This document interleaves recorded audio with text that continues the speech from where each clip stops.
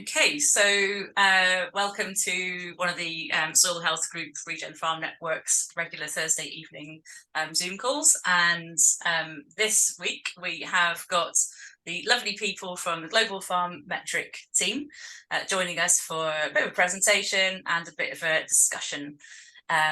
So I'm not going to talk for too much longer. I'd suggest, I think, for folk that are in the regular group, if we just write in the chat who we are and where we are, maybe something about what we farm. But essentially, the first half of the session is going to be very much in the hands of the Global Farm Metric team. So over to who we're handing over to. Shall we start with some introductions? Well, it's lovely to be with you all tonight, and I'm very glad that we managed to start on the subject of the weather. We've got more to say on that later. But I am Fabia Bromovsky, and we've got all of our team here.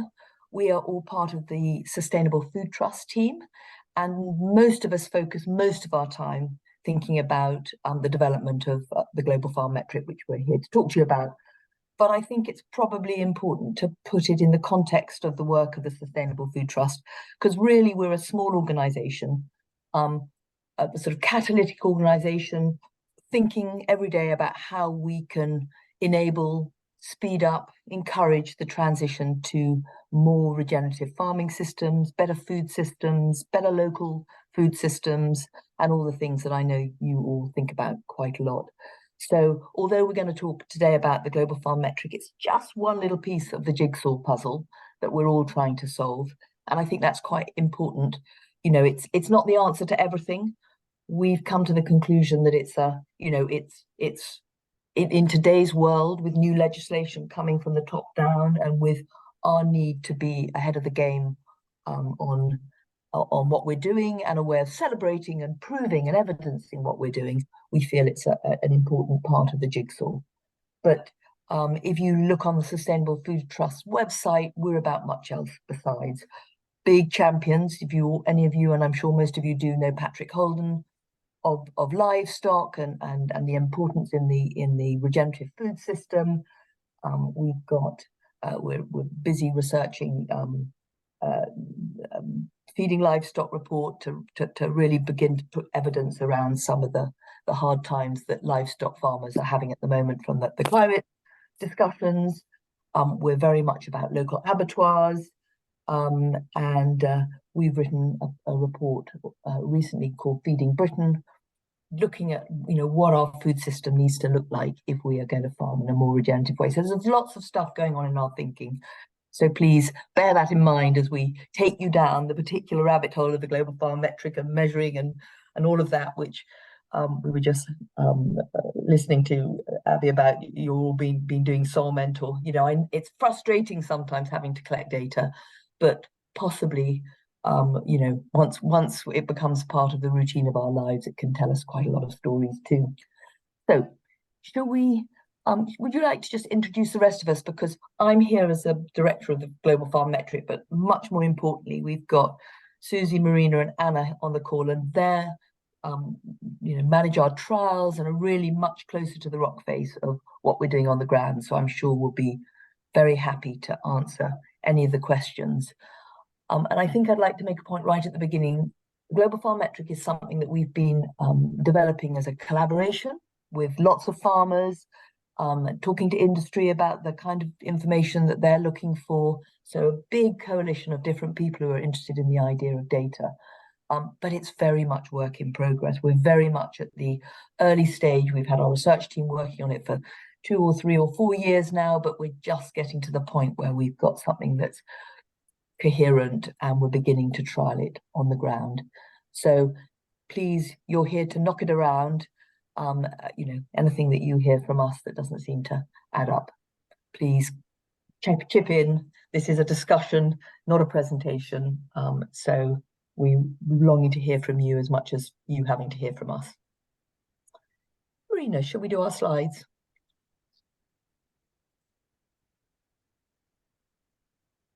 So let's start colourful, brighten our evening. As I say, why do we start on all of this? I'm very happy with the next one. I think what we all felt, and this was some years ago, and me very much as a managing a lot of farmland for other people, maybe 10 years ago, as this conversation was beginning to develop about how we can farm in a more sustainable way, farm that our farmland is there for future generations, etc. I think back then, even the subject of soil was less on everybody's lips. Certainly the language of regenerative farming wasn't there. And in a way, maybe that's at the heart of this. The language we use changes all the time, and it's very, very difficult for people coming into this arena thinking about how they improve the environment in which they farm, improve the land in which they manage, and improve the outputs for better health and better societal gain. We can get lost in that language. So we identified that there was no common language for on-farm sustainability. People talked about it in lots of different ways.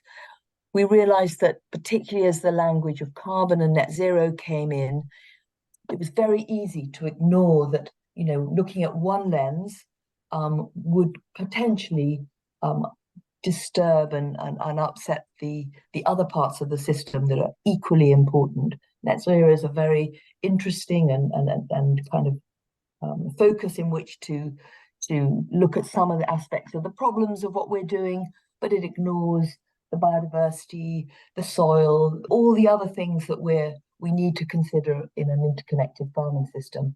And also that if you push in one place, very much often has a consequence in another part of the system. So assessments based on narrow definitions could often overlook impacts in other parts.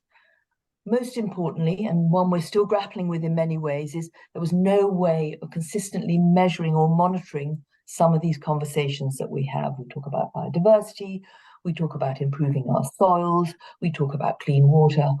All of these things are really important, but sometimes it's very difficult, even in our own, in the systems that we know so well, to really evidence some of the good things that we're doing and really go back and check that some of the outcomes that we're looking for are really happening as a result of practice. What we were looking for was a way of being able to baseline some of the practices and the work that we were doing, so that over time we could monitor whether we really were improving our systems, and had to identify in all of that what did we need to monitor, because in a way we don't have a starting point in which to look at improving the systems that we are looking after. So confusion, I think, is what we were trying to unravel. And is there a way that we could, with a common language that we were all able to use, reduce the confusion and improve the conversations that we have with each other? Should we go to the next slide? So where we have got to, and to some extent where we started, was the need for a very holistic framework that would help identify for us as farmers the system that we are farming, so that we could consider how that system could remain sustainable. And by that system, we didn't just mean the environmental parts of that system, we also meant the economic parts of that system. We can't be sustainable unless the farm systems that we are managing can support themselves, give room for enough investment to keep them sustainable into the future, but also that respected the social parts, both the people who are working within that system, the impact that we have within our community, and the impact that the community has on our ability to farm and run our businesses. We came up with a language which I think perhaps it took us a while to get there, about looking at the state of our farm system. I think lots of assessments out there at the moment, and very much the focus has been on either practice, what are you doing? What are the practices that you're doing as a proxy for the outcomes from that system? And also there's a big focus on what is the impact of what we're doing on our farms on the outside world? What are your greenhouse gas emissions? What's your effect on on people's health, etc. But there's very little that looks at our farm system itself and says, looking at what we manage, how sustainable is that over time? And so the Global Farm Metric very much focuses on within the farm gate and the state of that system, your own system, so that you can monitor whether what you're doing to it is improving or in stress over time. What we're hoping in an assessment of the framework is it will enable us to collect a baseline of data across our farms that we could monitor over time, so that we had a common thread of data that we could talk to each other about, and also as a way of evidencing the practices that we are carrying out and the positive or sometimes negative impacts and outcomes that are happening. Comes to the weather. The outcomes of our farm system are very impacted by the weather, something we have no control over. But understanding where the weather impacts is a very important part of our recording our outcomes. And the GFM mission is very much to look at outcomes rather than practice, because we know a lot about practice, but in the past, a focus on one kind of practice or one kind of idea can sometimes also lead to unintended consequences. So we need to be cognizant of the fact that we know quite a lot, but we don't know everything. And therefore, it's very much, the Global Farm Metric is very much about measuring the outcomes of the practice we do, what really has happened to our biodiversity, how has our soil improved, is our water cleaner, alongside acknowledging that practices are important levers for change. So the GFM mission is to establish this common framework so that we can align around a set of metrics and keep in the public eye and for ourselves the need to be very holistic in our view of farming.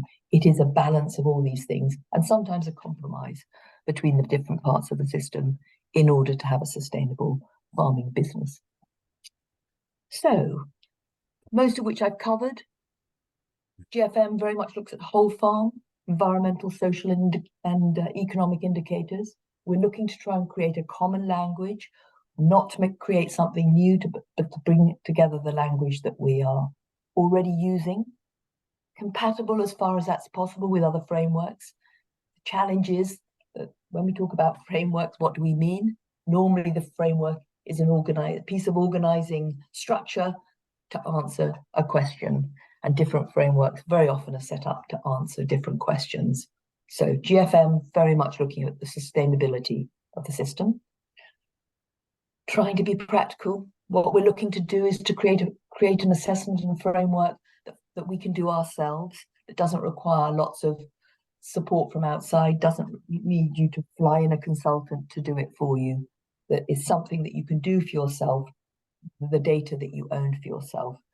Difficult to do, these things are complex, but that's been always at the heart of what we're doing, and in the language of the farm, not in the language of the scientist.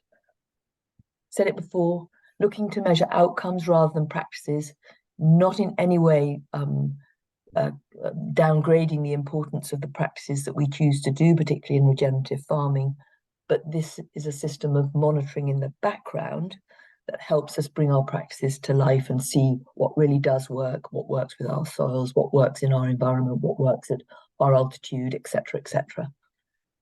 Inclusive, although here we are today talking about regenerative farming, you're the enlightened, you're the ones that are already on the journey, but actually everyone can measure. And it's as important that people who have not made those decisions, who are maybe more set in their ways of more intensive systems, are able to look at the whole system and see what the trade-offs are. You might have greater yields or greater outputs, but what are the trade-offs on your soil and your water quality and some of the other parts of the system? If we don't begin to understand some of those trade-offs, there will be no motivation to change, because as we know, the economics are not always in the favour of the regenerative farmer, although that's another piece of work that the Sustainable Food Trust is very much focused on. Evidence-based, both in terms of how we came to what that framework might look like. We've got a research team that have dug deep into the science, but also evidence-based as we develop assessments, do they work?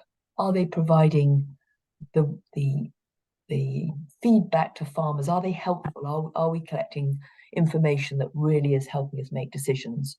So evidence on how we got here, but constantly evolving the framework to make sure that it really is working to drive change. Comes to the last thing, and the reason that you all come together and discuss every week, every month, the work you're doing. We believe that if we had a common language, if we could begin to gather a kind of baseline of data in common, collectively it could help to drive change from the bottom up. It could help to stop the top down telling us what information they need, and for us to provide the information we think they should have.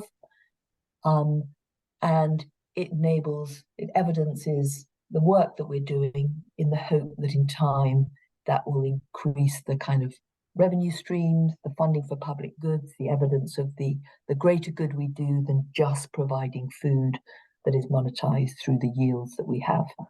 Starts to begin to think about food quality and those other parts of the system.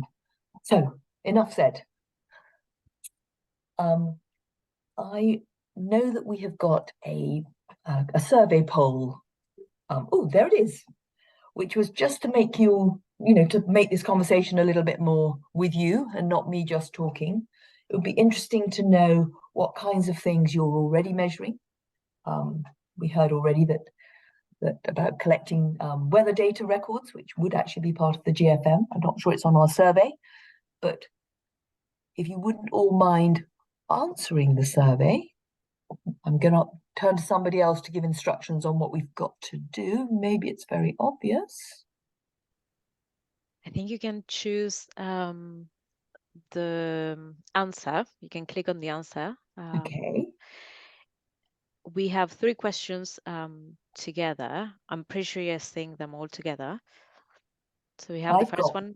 What are you currently measuring on your farm? Perfect. It's a multiple choice. So choose the things that you are monitoring at the moment. So we have, for example, soil health, biodiversity, carbon emissions, grass growth and quality, livestock health, milk quality, all of the above or other.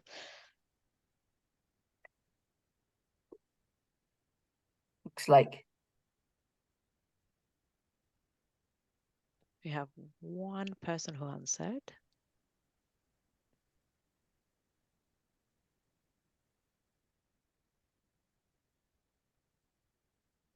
And if you scroll down, I'm pretty sure you can see the other questions. Oh, okay. That it's so all we've got to do is to click on the ones that we measure. Yes. And then that will give you and as you say, it looks like 2 people. I've got another climate. Hopefully everyone can see it. Yes. And if not, we can just talk about it. The question is right there on the screen. So if you want to share what you are currently monitoring and measuring on the farm, just tell us. It's also nice to hear you. Everybody? What have we got? So the what category are you most curious about? That we'll get to our wheel, because we haven't actually shown you your wheel, but they are the categories on the wheel, the different categories that we collect data against. But from the category descriptions, it's sometimes not clear exactly what we are collecting data. And Anna and Marina, who go out on farms and have been trialing assessments on all of this, will be able to explain. But as you're all filling in your poll, I thought it might be worth, just because we started our conversation with the weather. Strangely, rather unusually, you'll see one of the categories is climate. And for a lot of people, climate has become a word that really just means greenhouse gases. And measuring your carbon impact or your net carbon impacts. But actually, within the Global Farm Metric, climate is what it says on the tin. It is what weather in your season that you're doing an assessment, are you being impacted by? What's the length of your growing season? Have you had any extreme weather events, etc.? What's your average rainfall? Because every other result will be impacted in that year by the weather. It is an incredibly important subject for farmers. And I think sometimes that, particularly when you're talking with the food supply chain, who are very, very keen that they're going to buy things from regenerative farms, etc., and they're going to measure data and reward things, is if they don't understand what an enormously important part of an assessment the weather is, to understand the data. So it's something we've really brought out, because I think you will all know more than me having to explain it. There are many things that you have control over in your farm system, but there are many things that you don't. Do we think we finished with our survey then? Yes, everybody answered. So the things that almost all of you measure and monitor soil health and biodiversity, and grass growth and quality. And the next things that you measure is livestock health, carbon emissions a little bit less, and milk quality. Only one person mentioned that. So yes, very interesting. And the other ones, we can share that after we explain the framework, maybe the other answers about which category you're most curious about. So I'm much more interested to get to hearing your voices than mine, but I'll just do a very quick overview of the framework. So the way it works is we identified very early on with farmers the 12 categories that we feel are important in considering the environmental, social, and economic impact of your farming systems. And they're ways of investigating the opportunities that those categories might have for improvement and the challenges you might have in your system if the state of your soil or your water or whatever is compromised for many different factors. But by measuring the state of the system, you can then consider how you can improve it and what factors, what farm practices, what levers of change can help to improve the state of the system or minimize the more negative impacts that are coming as a result. The state of the system is perhaps the unique part of the work that we've been doing in the Global Farm Metric. That idea that we need to gather data on a continuum so that we can actually monitor whether the changes that we're trying to make take place and happen. Previously, the way people had looked at it was through farm practices. They are incredibly important, but we see them as the next layer. They're a matter of record more than a matter of, this defines the outcome. And then the other thing that most people or a lot of the people outside of the farm are interested in: what impact does your farm have on me, have on the world, the greenhouse gases we emit, and what other outputs there are from the farm, not just the products and services that we are aiming to create, but those other perhaps sometimes less measurable outputs from our farms, both positive and negative. Education, managing the landscape, managing the things that we all hold so dear and are part of our cultural landscape as well as our farming landscape. So all of these things are captured within the framework of the Global Farm Metric as a way of opening up people's eyes to the real value that farming can bring to the world beyond just the products that we sell. And now we'll go to the next slide, and I'm going to hand you over to Marina and Anna. Yes, so the next slide was the next question that you already answered, and is and most of you, well, all of you said that you were all very interested nature and livestock, and that's really interesting, and it aligns with what you've been also measuring already.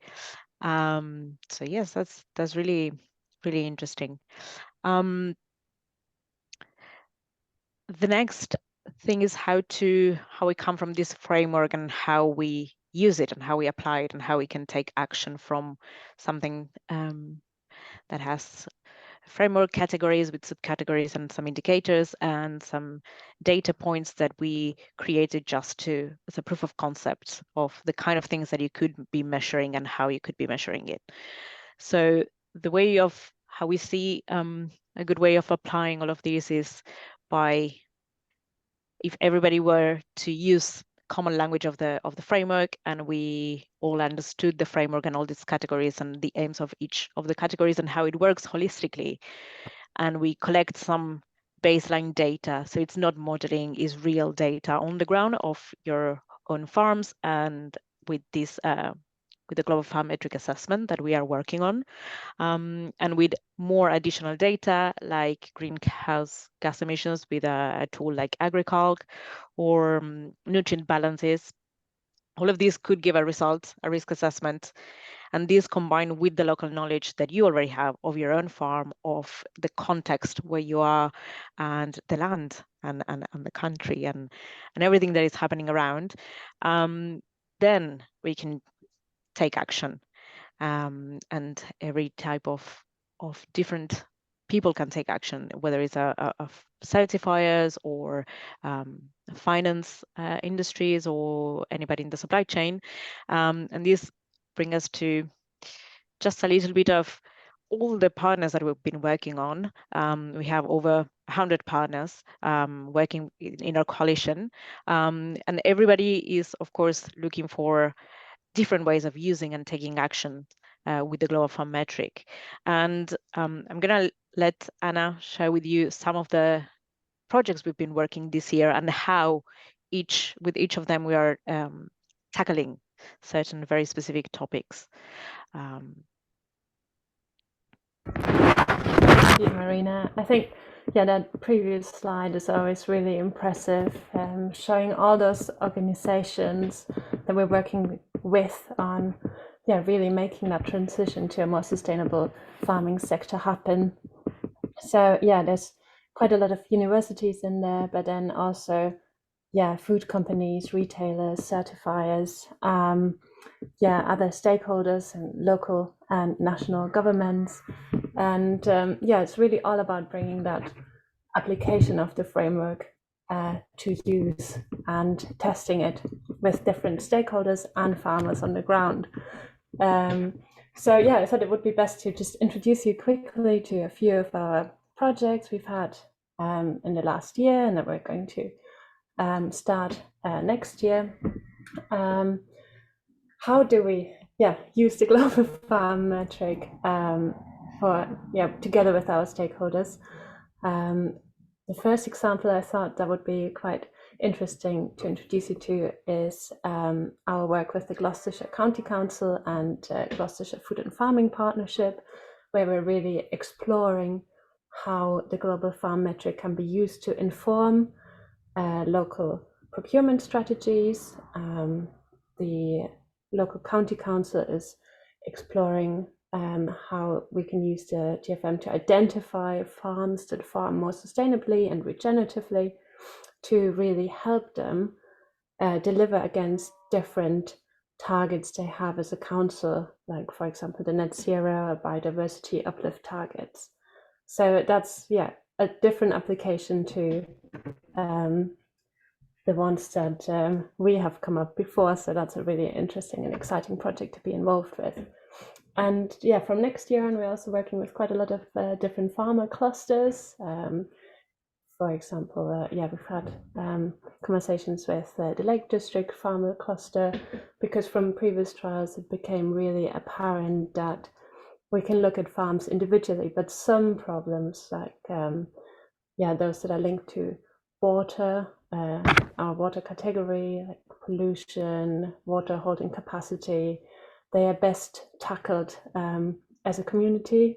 So really understanding how the different farms and the different farming approaches come together, and using the GFM in that localized landscape-wide context helps us to identify challenges and opportunities that we can then really use for everyone to come together and develop those bigger, large-scale projects, to also bring in funding opportunities or blended finance to really fund those landscape-wide projects. I think another one of our most important projects is working on reducing that duplication and the data collection burden by working with actors in the sector like LEAF, Retractor, the Soil Association Exchange, on really understanding how our different assessments complement each other and how we can standardize and harmonize the language we use, but also the data points that we collect and the different tests we require. The next one, I think, is also slightly different. Again, looking at using the GFM to communicate with customers and other stakeholders within different supply chains. We're working with Neosiard Dairy and quite a lot of their milk producers or dairy farmers on finding a way to communicate those different production systems to their customers in the shop. So that's a really creative approach to finding ways of really displaying the use of the GFM in a slightly different way. I think I've had it all. I think covered most of that through our examples, but it's really important to raise again that we're working with the finance sector to really support farmers and local communities to fund that transition. And then also we're not really only working in our ivory tower. We're working really closely with local governments, national governments of the devolved nations, but also are involved in international projects to make sure that we are aligned with those developments in the policy sector that are happening on an international level. And then I think that leads us to the questions. I feel like we try to squeeze in as much as possible into those 30 minutes, but we're really excited to be here and really curious about your questions. And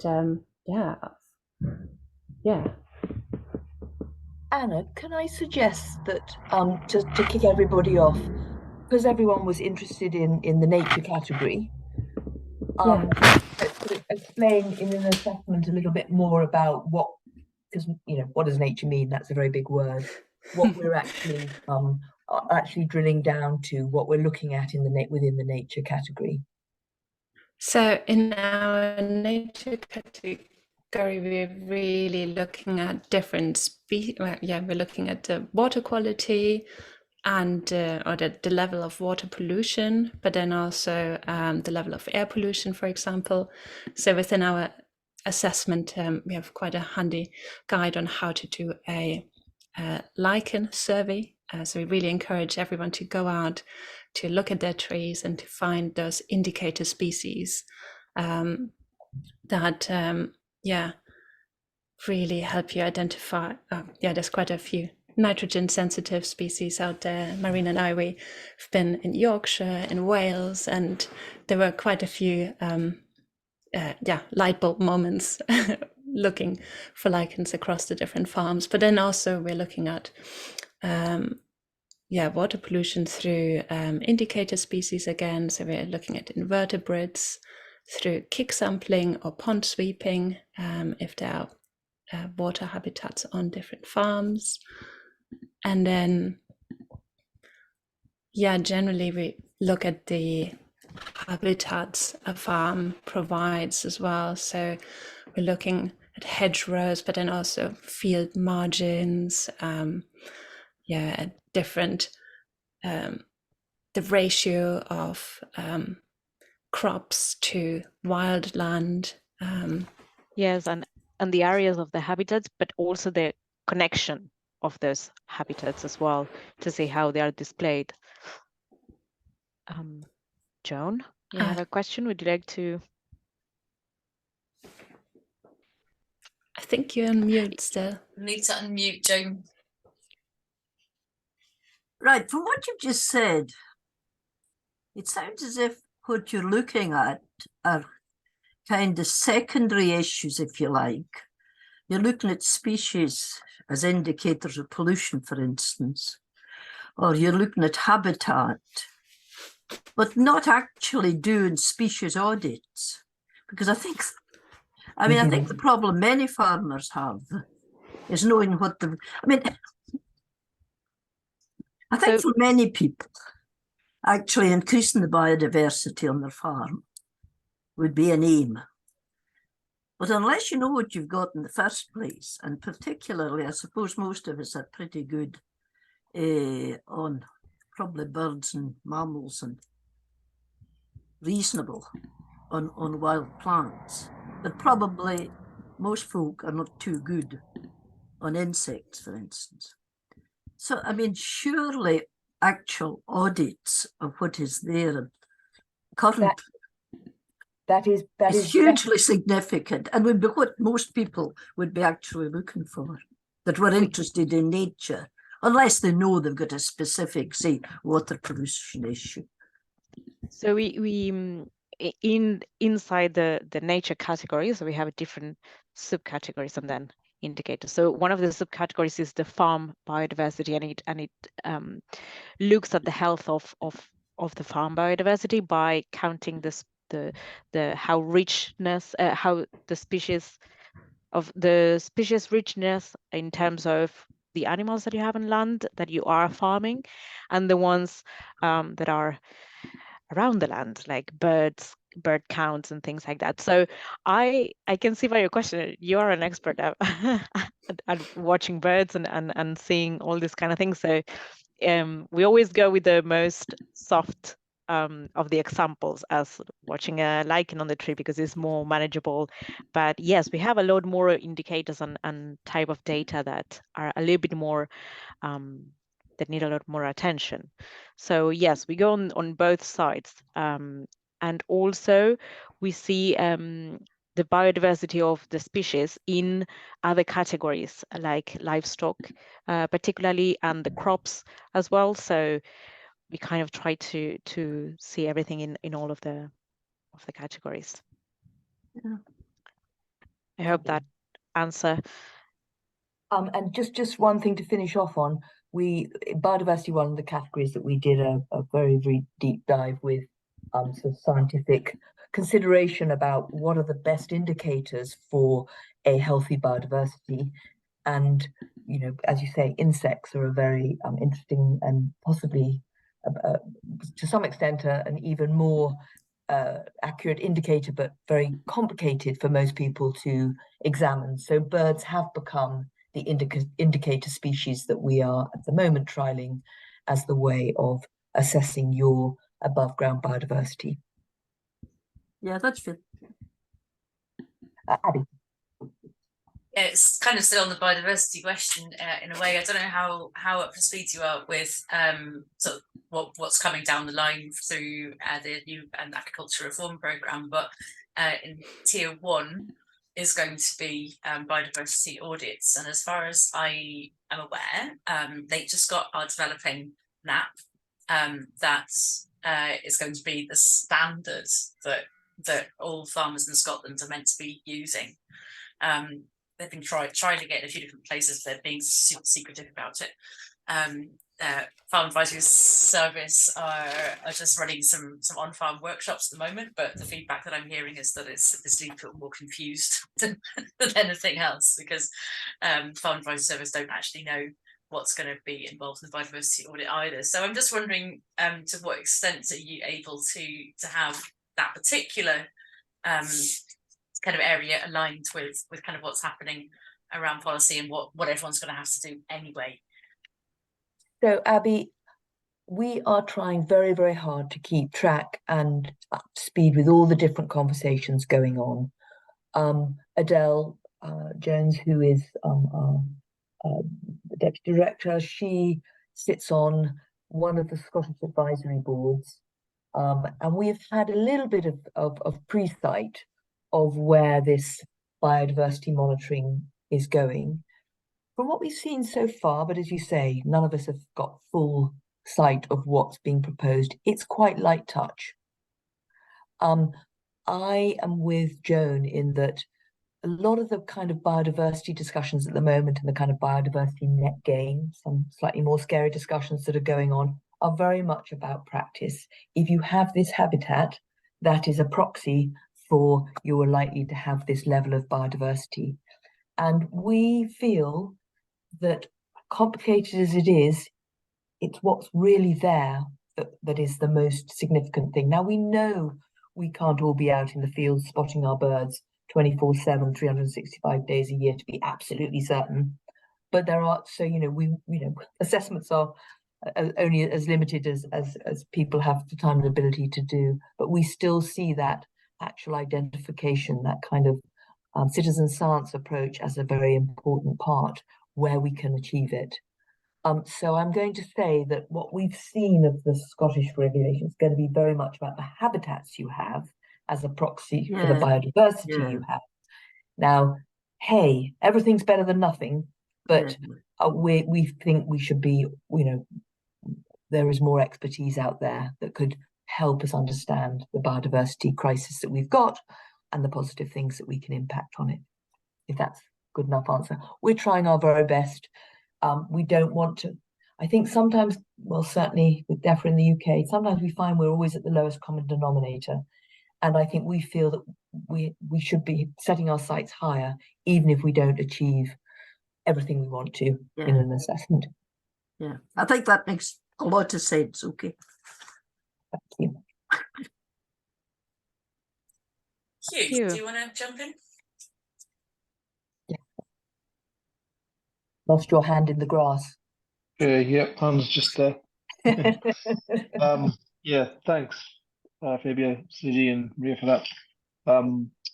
So I'm just kind of sitting listening to this stuff and trying to decipher your point of difference in that,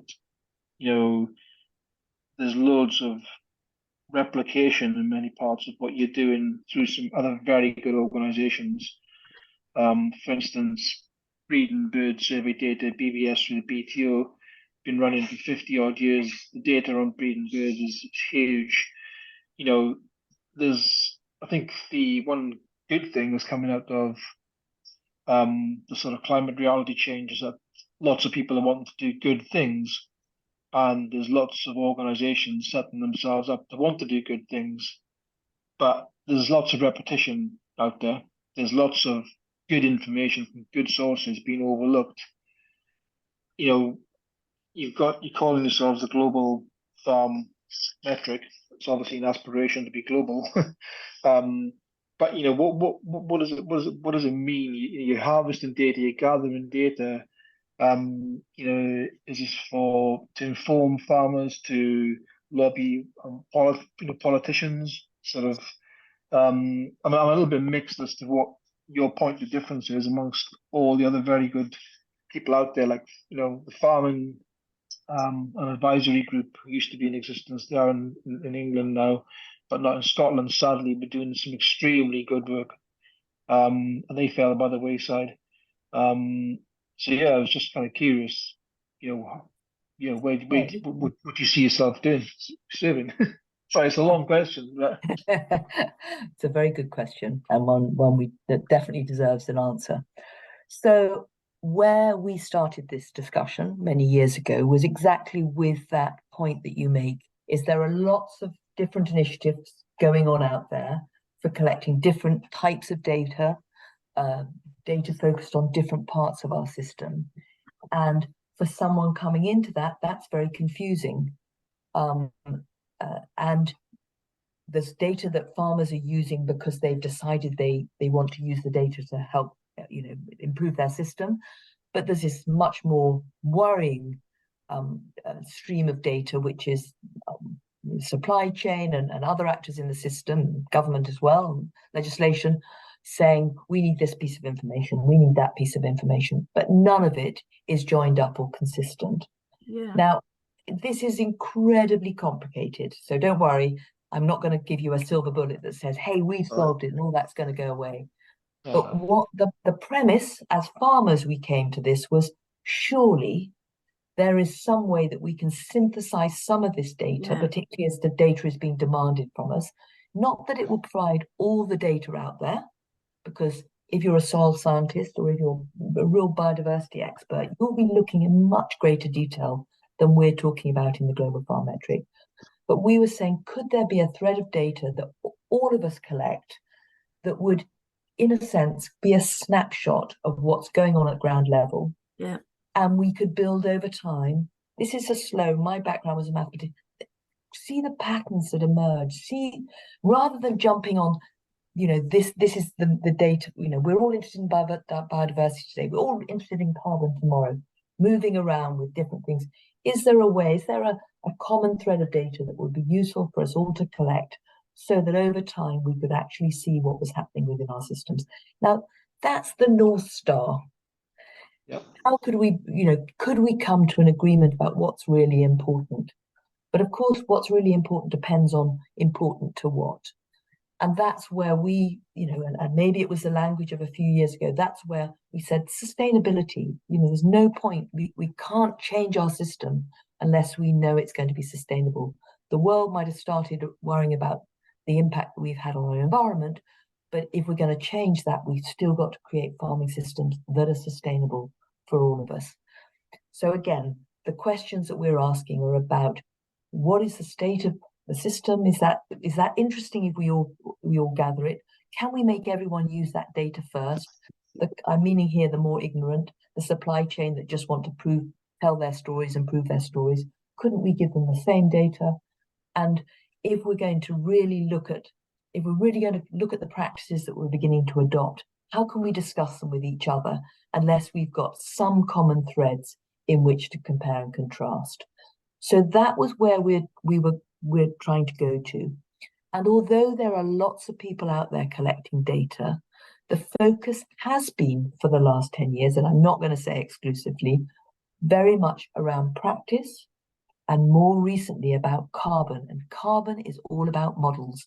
They take information from you, they spin them in the black box, and they spit out a number at the other end. Now, that can be helpful. I'm not dismissing model data. It's a very important part of beginning to understand impacts. But it's not really telling you about you, because it's telling you on average data, you're likely to be having that impact. And none of you farming here are average. We're trying different things and doing it in different ways. And we're trying to get closer to everyone being able to look at their own data, the different ways that we're doing it, and be a little bit more unique. And in a bigger way, if we had more primary data, as we call it, data we've collected on our farms, those models that the clever modelers and life cycle analysis people and all of those will become more and more accurate, because they will be based on more and more real data and less average data from soil sampling that was done in the late 80s, and all these things that are have.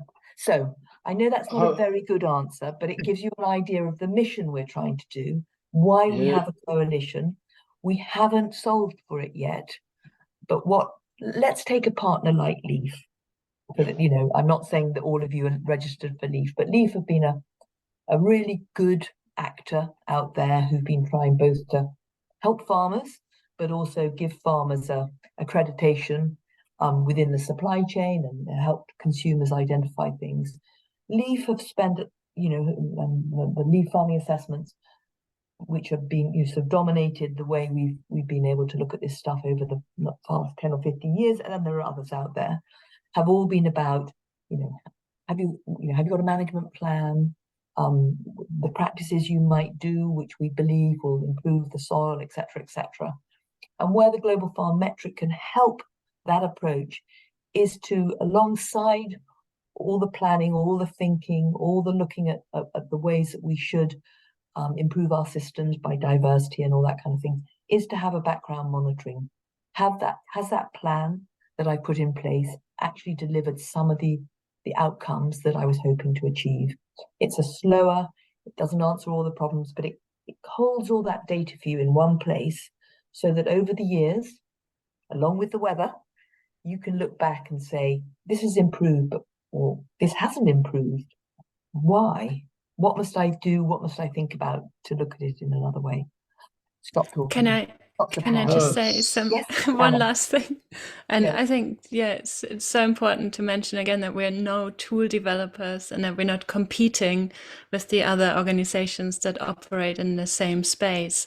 So for us, it's really about the collaboration, and it's about bringing people together to discuss how we can work together and really make it easier and more straightforward for farmers to understand, monitor, and really act on their results. Success for us is that everyone else adopts this, not us. No, I think it's, what you're saying is great, and I applaud what you're trying to achieve. And I do sometimes get a little bit mixed up now that it's just getting a bit older and things like that. But who does what and what they stand for, and where's that information going? And I work with numerous different organizations, and sometimes we're having the same conversations within each organization.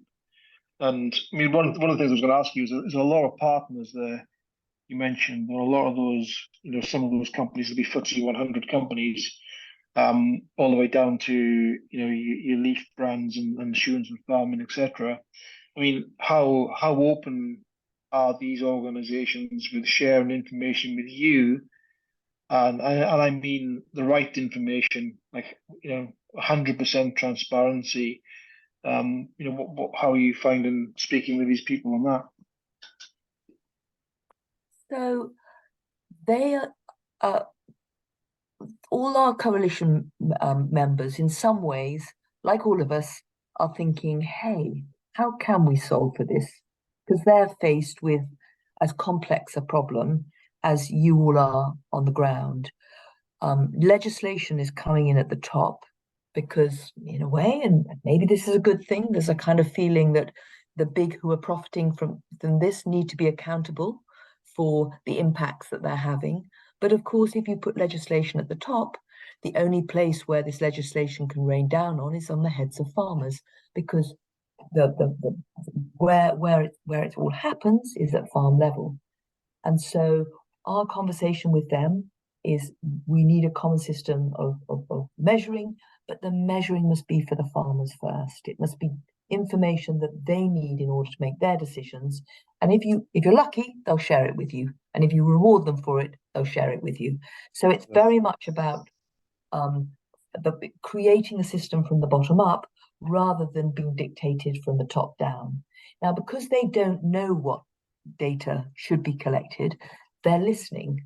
That everyone's looking to and there's everywhere you go now, you'll hear common metrics. So we've got the message out about common metrics, but the big decision is what metrics, and metrics to do what, and that's what we're trying to develop the conversation into. So it is an open conversation. Obviously, we talk to people in sustainability departments. Well, no, we talk to CEOs too, because everyone's talking about regenerative farming. They might not know what they're talking about, but we're trying to make them understand the complexity of regenerative farming. It's not a regenerative commodity, it's a regenerative system, and therefore you need to look at the system. Probably not a very good answer, but we'll have a few more questions for now. I think Richard's hand was up next. So Yeah, Richard's Yeah, hand was up next. You want to jump in, Richard? Well, sticking for now with the category of biodiversity that we've been talking about, I suppose I want to ask the same sort of question as Hugh has asked and also Joan asked, but in a slightly different way. To be honest, the discussion so far seems to me to be rather abstract. So what I want to try and get at is whether it's possible to be rather more concrete, or to put it another way, if I were trying to apply the Global Farm Metric framework in the area of biodiversity, what exactly would it give me? What would I actually go out and do that I couldn't do anyway without the Global Farm Metric? You know, what would it do for me? Can you put a bit of flesh on that, which I've not got so far? As I say, be concrete. Marina, do we have the slide that shows the subcategories, etc., at the end of our slide deck? Maybe that's too complicated. Don't worry. I'll Maybe. try. But let's see if we can answer anyways. So we can share with you each and every category and subcategory and what they're measuring in each one of them. What we have, let me see if this is basically. So from the framework, we have each of the categories, and each category has 3 subcategories, and from each And what are they for subcategory, biodiversity? for biodiversity in particular, I'm gonna mess it up now because my screens are funny. Biodiversity is spread around different categories. So there's a lot in nature, and we have one of the subcategories in nature is farm biodiversity. What we're trying to look at is the health of the farm biodiversity. The state of the diversity on a farm is the key indicator. And for that, we look at species richness. And this is the kind of information that you can look on the environment that you are working on. There's another, the next subcategory is the farm habitat. So we look at the quality of the land for farming. So it's about the agricultural grade of the land. So it will depend on, of course, where you are located. And it's a basic determination of the sustainability of the farm, and is the quality of the land that you're growing and your things, and the factors such as the topography and the soil type, all of those things. Another indicator of farm habitats is the health of the farm habitats. So for that, we look at some of the indicators are species in different type of habitats. In either we have it in the water, or in the soil, or in the vegetation. We have the areas of habitat, and we have the connections of habitat. So maybe Anna, you can go a little bit more in depth into the data and how we ask for those specific. But yeah, I think what Richard also, correct me if I'm wrong, wanted to hear is what comes out at the end. So what does the biodiversity category tell you at the end? What does the Global Farm Metric result actually tell you? And I think, we haven't really mentioned that in depth enough, that we really look at the individual categories and analyze them from a risk Point perspective. Of view, So we've really provided with an understanding of the biodiversity category posing a risk to the long-term sustainability of your farm. And I think that's a really interesting way of looking at it, by taking the wheel and understanding where we have those opportunities and the challenges to the farm's viability to operate in the long term. So biodiversity can be quite a big opportunity, but also we know that it is a risk if the levels are just not there for the farm to function. So to put that in very practical terms, in terms of an assessment, rather than what we want, so what we're wanting to look at is the biodiversity that is there on farm, if you compare it to the key species and the biodiversity databases out there for your area, are you doing well? Have you got more biodiversity? Does it feel does it feel rich in biodiversity, or with the species that you're identifying that it feels poor? We're losing our sparrows, we're losing our corn bunting, whatever it might be. So then within the assessment, it will give you a rating based on whether you're thriving or whether you're not thriving. And the rating will be based on whether your biodiversity is in greater risk or it's actually thriving, and therefore it's a positive. So the scoring, and scoring's quite a complicated thing, and we've got a very simple scoring, is about whether the state of your system puts that part of your system at risk. If your soil quality is very poor, it puts that part, well, it puts your whole system at risk. So the scoring is based on in a sense, how good a state your system's in compared against benchmarks. And the scoring is based on, if it's poor against benchmarks, potentially your system is at risk if you can't improve that part of the system. That would be true if your economics were very poor. Not that that's necessarily your fault, but obviously the whole system is at risk if the way that you're farming has now left you economically weak, and therefore unable to continue to invest in the good things you might be doing. That's when we have to lobby government. Well, can I just say, I mean, the way you just described benchmarking and measuring something like habitat quality might have sounded a wee bit like the way that Natural England goes about measuring habitat quality for the purpose of biodiversity credits, which in my opinion is incredibly crude. So I'm hoping that yours is a lot more nuanced and sensitive than that. It is, because what we're asking you to do is collect lots of data. And the data, ultimately, the data itself is the most interesting thing. How does that data change? How do those surveys, etc., change over time?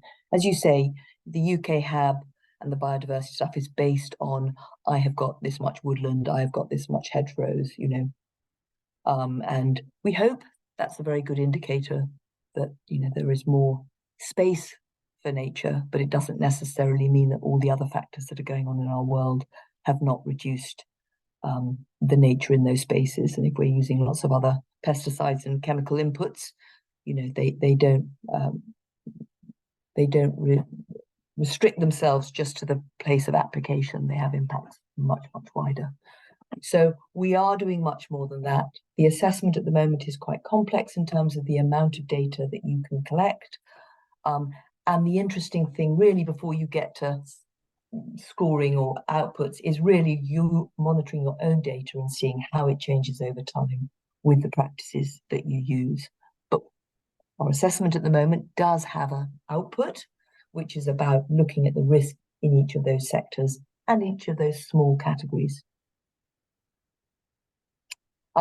We'll get to where we are with this assessment, and then at some point in the near future you can try it and see what those outputs look like. John, am I going in the right order, Abby? Yeah, I think we've got John, Phil, and then Evie, and then we should probably think about wrapping up. So maybe we all ask all the questions, and then we'll see if we can do some quick answers. Bold. John, if it feels like it's an unfair way of approaching it, it might be very bold. I'm just going to cut to the chase. I want to ken how much it's going to cost me to be involved. Oh, that's an easy one. At this very moment, absolutely nothing, because we're completely uncommercial. Great. So no, we are looking to work with clusters of farmers who will able to look at this, messy old thing, which is our assessment, We are working towards a slightly more slick way of collecting that data, but at the moment we're working on a kind of sophisticated Excel spreadsheet that we're just sort of finalizing at the moment. We're looking for people to trial it and tell us this is a whole heap of rubbish and it's, you know, there's a better way of doing it. So we're really about engaging with farmers, you know, long term. If we create a good framework that is adopted by many, we will need a governance around that framework, and we'll need a way that that framework can continue to evolve. Won't be with us, it will be in a much bigger organization. But for now, anybody who gets involved with us testing this framework and trialing it does it with our gratitude rather than with an investment with us. It will be an investment in your time, and none of us underestimate that as a factor in any of these things. And just, I see a glaring omission in the partners, which might be relevant to us. There's no word of Scottish Government, and that's well, that just sort of sums up for me their interest in our future. They say they're interested. I don't believe they really are. They're only interested when it's suiting them. So this might be a way in, or showing how much we've got, and a way of standardising it through other organisations and making them sit up and going, oh, hang on a minute here. If everybody else is doing this, if McDonald's, if Tesco's, if so and so are involved in this, maybe, so I can see a benefit or getting involved through that. Good. I think that's the great thing, because what's happening, I think, everywhere at the moment is we're all grappling with this stuff, and everyone's taking some very shortcuts to come up with some short-term solutions. But I think what we're trying to push for, it's better to look at the whole thing from the beginning. We might not be able to deliver it all at the beginning, but if we know where we need to get to, then we can build a system that really makes sense, rather than just ticks the buzzword boxes for today, because the buzzwords change, you know, all the time. So we want to look more widely. And one more small thing maybe to mention as well, we also try to work with educators. So we are in conversation with the University of Edinburgh.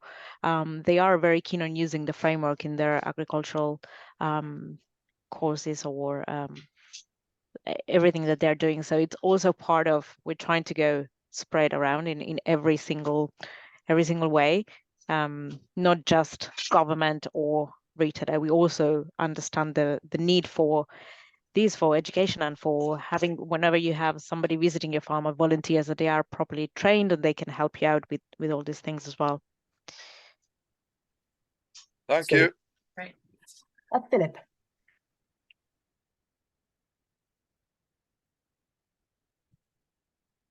Are you there, Philip? I've got bored and gone away. I'm not surprised. You're unmuted, by the way, just in case you are there and don't know you're muted. Shall we go to Evie for now? Okay. Hang on, Philip's unmuted. Evie, hang on. Sorry. I'm a bit slow on technology. Like me. Yeah. I struggle with how to put, we're trying to do a lot of things here. I sympathize with what you're trying to do in one way. We find if we participate in groups, giving them data, it takes a lot of our time, costs us some money, both of which are very scarce, and we don't get reimbursed for it.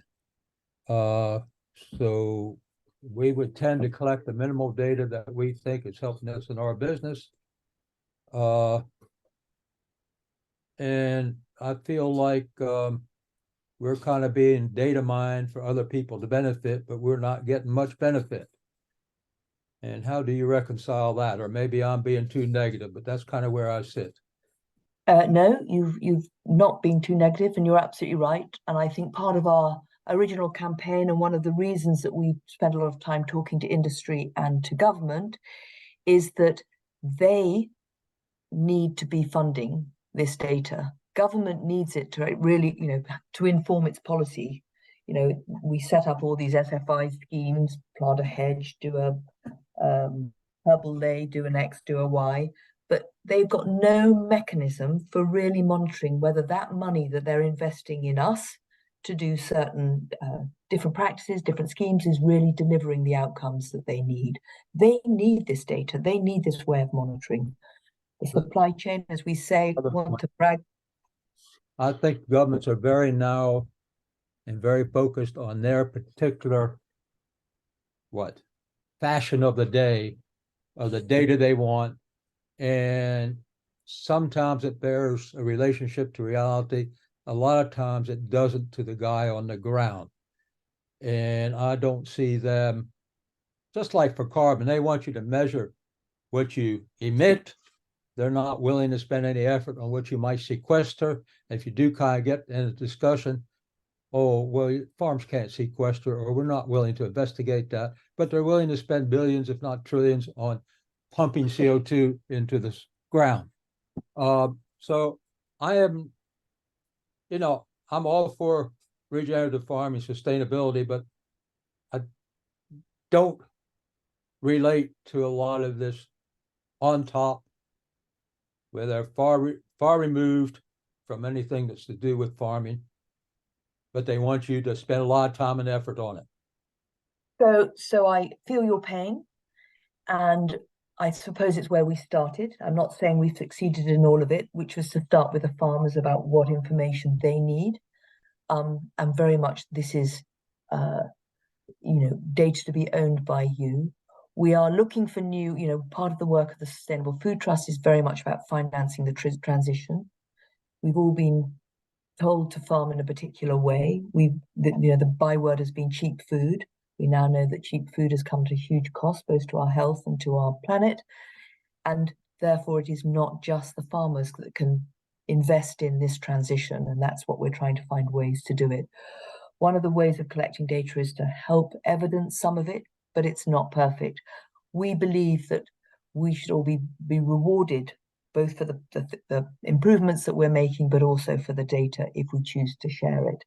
So I haven't got it hasn't happened yet. This is us making, this is us as much a campaign, as I say, campaign. The proof of concept is to have an assessment that could help monetize some of this stuff, could help evidence some of this stuff, could help streamline some of this stuff. But until it's adopted a common language, if no one else speaks, it is like talking double Dutch.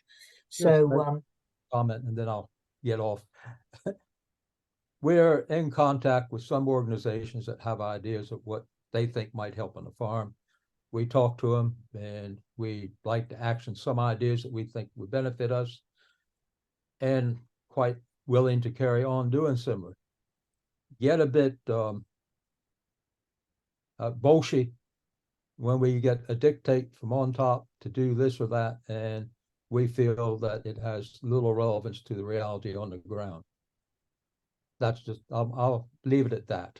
Okay, so I'm going to say, please help us shape what should be the reality on the ground, and then we'll take up the baton for saying this is what you should be being asked for, and not all the other rubbish. But it's going to, one for me on our farm, it's going to be a different for my neighbor, who has a different farming system, different goals, different skills, different training and aspects. So what I see is not going to be what my neighbor or other, and I'm not saying he's any more right or wrong than I am. It's different.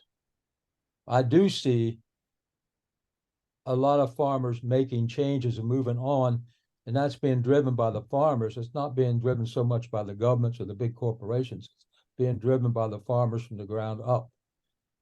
If the government starts dictating, they'll lose that. So I'm going to just make one last comment on that, which is the focus of our work is about the sustainability of the whole system, not about the practices that you carry out, although obviously looking at the sustainability needs to consider the different types of farming in there. So it's slightly, should be a level playing field for everybody, but all to be challenged. Shall we go to Evie? Yes.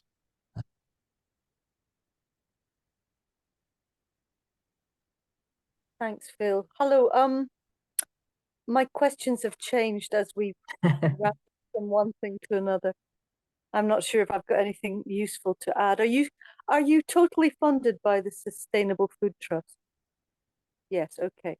And we're a charity, so we're funded by donations. But you're willing, so you would give us your framework for free? Yes, it's all in the Commons. All the work we do is in the Commons. Okay, so perhaps you could leave a link or something for us to have a look at it. Well, I feel like Suzanne's not had a word in at all. Quite right. And she looks really smart there, so I sometimes think she should. I don't even know if I agree. It's sort of like when you were saying, you know, then if we see these metrics, then we can see if you're doing okay for that area.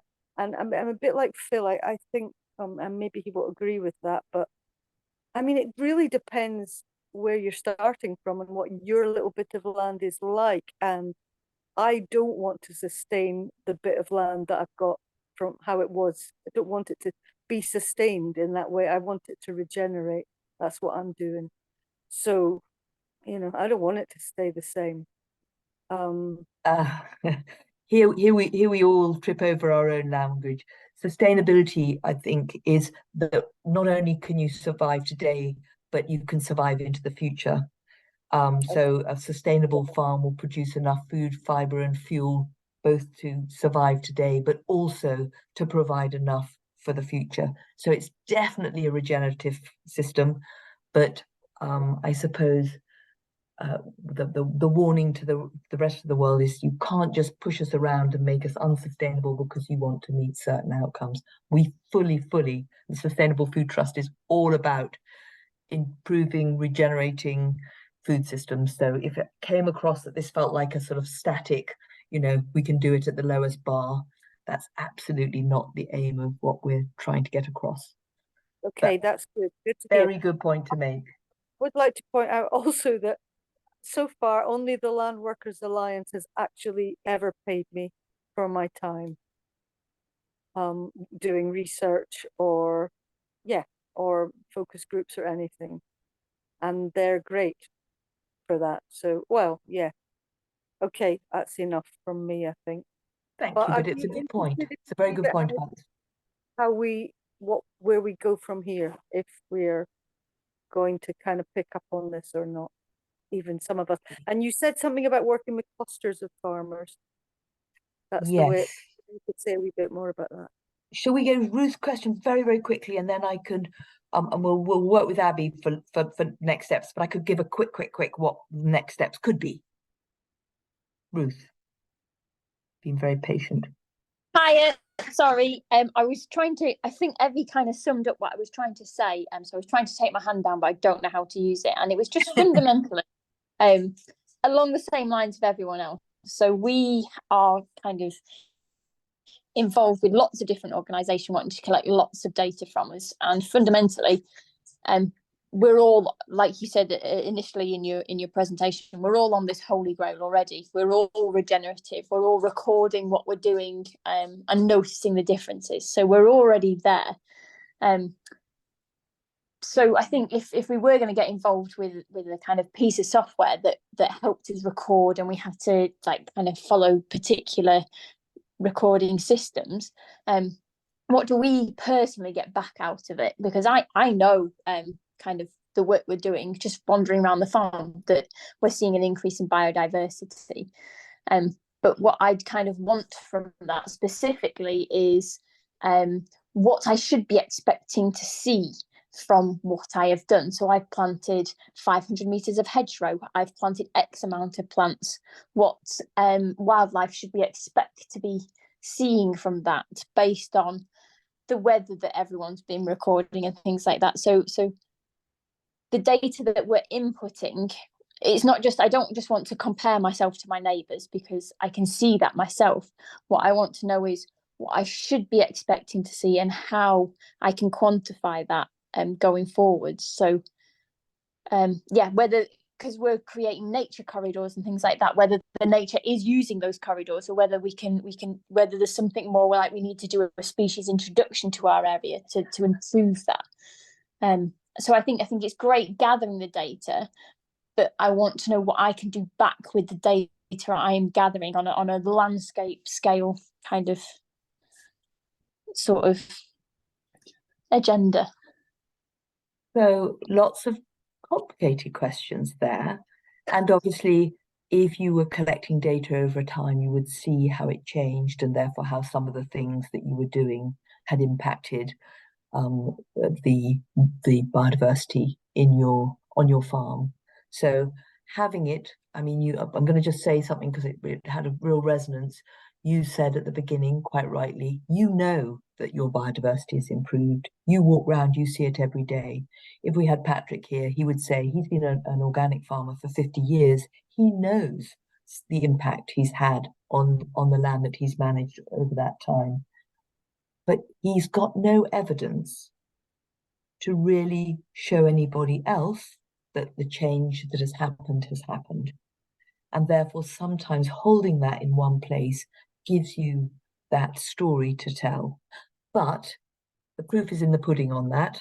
So I'm not going to dwell too much more on that. Where have we got to on all of this? We've done lots of work about what that framework, what farmers need to know, what the farmers, and obviously each of you will have a different view on that. So it's a complicated landscape of, but both through science and through practice and through talking to lots of people, we've come up with a framework that sort of respects quite a lot of the research that's gone on. The framework is only as useful, what can we do with it has been the question. We are not software developers, but we need to make a proof of concept. So we've been trialing various assessments from the framework, and as the framework's developed, the assessments have become more full. And at the moment, we are creating the latest assessment of the framework, which we want to trial this year. Now, we have got some money to create a very basic, sort of slightly more shiny tool. It won't be a commercial tool, but just so that we can test the framework more efficiently and you can get better feedback on your data. But at the moment, and where we are at the moment, and probably for the beginning of next year, we're working on a slightly sophisticated Excel spreadsheet that asks you questions that will compare your answers to some standard databases so that you know how you fare. It won't be a very sophisticated thing, but it will give you some answers back. It will hold the data for you so you can look at that. What we're doing is we're working with groups of people who'd like to trial this assessment to say, these questions don't make sense to me. This question should be asked in a different way. This data has been useful. Gosh, I didn't think of looking at that or looking at it in that way. So we are looking for groups of farmers because it's a much more interesting process to do it as a group, because you can compare across the complexity of doing that. But I think maybe we should talk to Abby. We can share some material with you. The assessment's not completely finished, otherwise we would have said, click on this button and you'll see exactly what the assessment looks like. But we can share lots of our workings to give you an idea of the kind of information we want. We would love to do this work with you. You're obviously very, very engaged in this subject. You're already collecting data. You're already thinking about this stuff. Hopefully, much of the stuff you're already doing would resonate with the kinds of questions that we're asking. Anything from Anna or Susie or Marina that I should add to that? I think it's important to mention as well that we are advocates of, you are owners of your data, and we don't share your data, we don't sell your data. When you participate in our trials, what we try to do is use all the data together, put it all in a pool to be able to create reports and create case studies and evidence to prove all these things that we've been talking about, and how policy should be made, and how finance sector can actually finance with proof, but never sharing your data, never selling your data. This was a project made from a group of farmers for farmers, and this is the core of our project, and we are very much keeping that as the center. I think probably everybody probably got homes to go to. Yeah, well, it is 9 o'clock. So yeah, we didn't hear from Susie at all there. Enjoyed you there. I'm much more engaged in the wider the wider coalition and talking to the different partners and understanding the different needs and potential for precisely the testing. And it was a bit the question earlier about, well, how much are people really engaging? Some people are waiting to see a final shiny product, and some people are very willing to discuss and help us, guide us really in how to make it more useful for farmers. And then we're very interested in making sure that how do farmers then get paid? Exactly this point about, well, paid for my time, paid for my data. That's what we're trying to build in as much as possible in our conversations. So that's more the bit I'm on than the farmer end. I guess I'm beyond the farm gate a bit. Great. So Well, that's we'll look forward to useful to hearing more about it in the future. Yeah. Ruth, lovely. I see your hand. I'm going to ignore it. It's 9 o'clock. unless it's absolutely urgent, like. I don't know. It feels a bit mean now. Now I've said that, that feels a bit mean. Yeah. Do you want to say your Oh, thing? sorry. Yeah. Just Go sat on. with me and he's itching to say something and he never says things. So I feel like I should Alright. allow him to Go on, get go for it, involved. Rick. Sorry, hi guys, I'm Rick Roos, other half, general farm labourer.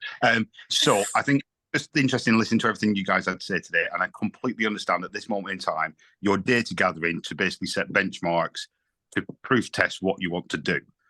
I think the sentiment Ruth was trying to make a minute ago, and I think this is something that you need to take on board and take forward, is in order to have people engage in data collection and continuous data collection, you have to make it rewarding for them in the end.